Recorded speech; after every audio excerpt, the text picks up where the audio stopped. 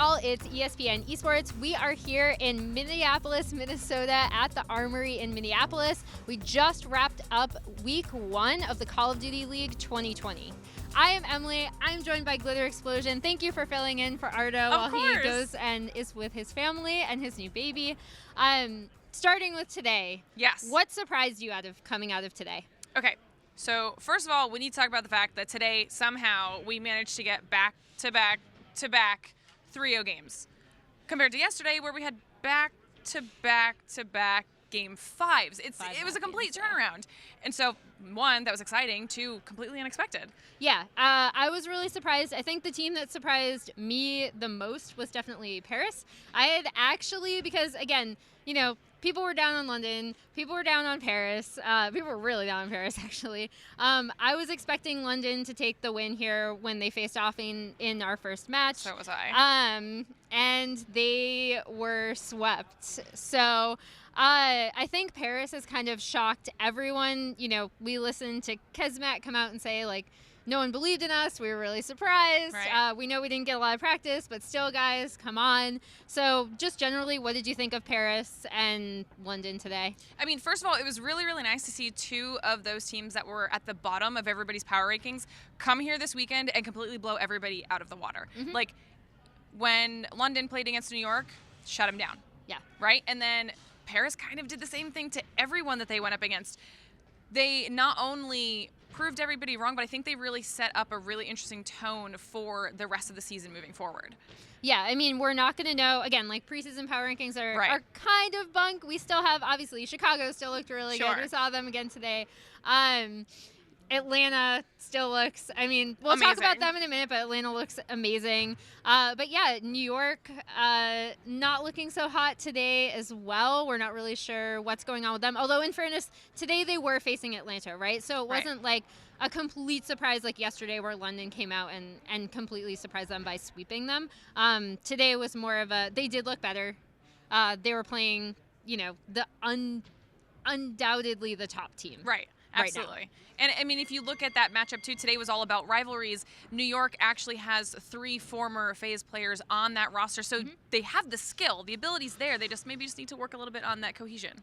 Yeah, I mean, obviously teams didn't have as much. Maybe they didn't have as much practice. I don't know. I heard New York actually had a lot of practice, and it was just a scrims to stage thing. But yeah, I think going forward, we'll see power rankings maybe settle a bit now that we've seen these teams a little bit more. I think moving on to a broader picture of the weekend, we're going to touch on Minnesota in a minute because just they're the home team, right? Sure. But I do want to talk about Dallas because I think that going into this weekend, they were up there. Chicago performed. FaZe, like, by far the best team again in the COD League right now. Dallas, where are you on them after this weekend?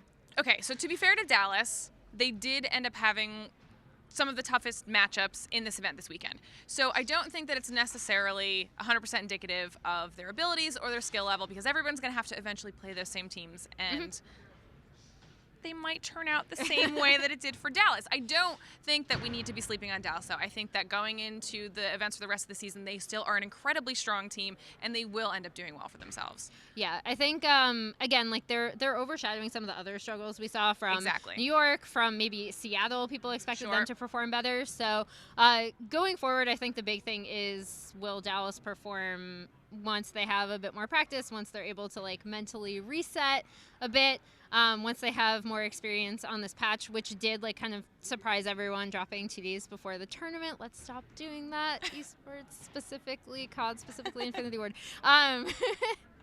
Going back to a bit today, or kind of bookending the weekend, right, is the Minnesota RØKKR. Yep. I think they performed kind of at about expectations, despite the slight controversy in their first match. They showed up today. They looked pretty good. I'd say they're in that, like, 4 through 6 range, which is kind of where everyone put them. Oh, absolutely. But I also think that it's just a really strong start for them, considering this is their home turf. You know, they kind of had to show up. They had to have a good performance, and they were just good games to watch. They put on a really nice show. They were pretty close with Toronto in a couple of the moments in their games there, and I mean, we kind of got to see Silly on stage after, like, they feel good. And I think that's really important in esports. People kind of underestimate the mental side of playing games up on stage with the pressure. The crowd was very, very unforgiving, and it will be at every other stop depending on which city they're in, so they kind of have to be able to adapt to that. Well, and let's talk about the crowd, because like COD events, you know, you heard them in the post-match press conference. We just interviewed Silly and he reiterated it.